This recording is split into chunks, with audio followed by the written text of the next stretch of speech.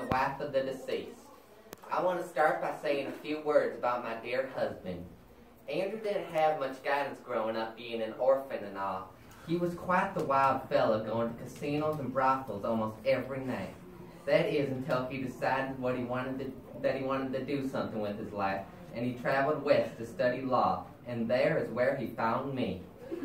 It was the summer of 1788, a crazy summer if I do say so myself. And it wasn't long before we were married.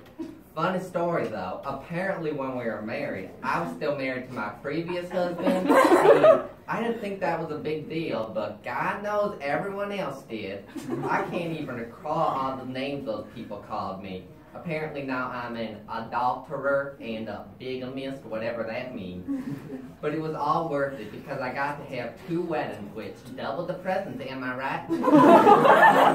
After we finally got married, it was time to start popping them youngins out. But sadly, I was never able to get pregnant, and we chose to adopt instead.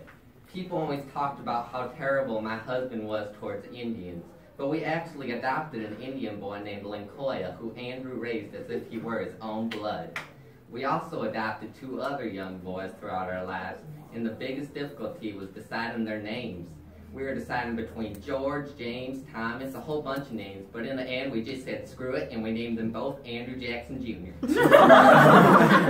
Sadly, only one of them was able to make it today. Andrew Jr., can you please stand up and wave to the crowd? Isn't he just the cutest thing you've ever seen? His mother died in some terrible tragedy involving some kind of trial or something. I don't know all the details, but people say the mom was quite beautiful. So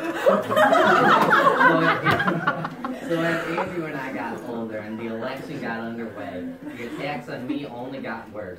I'm 60 years old, and I know I'm far from my prime.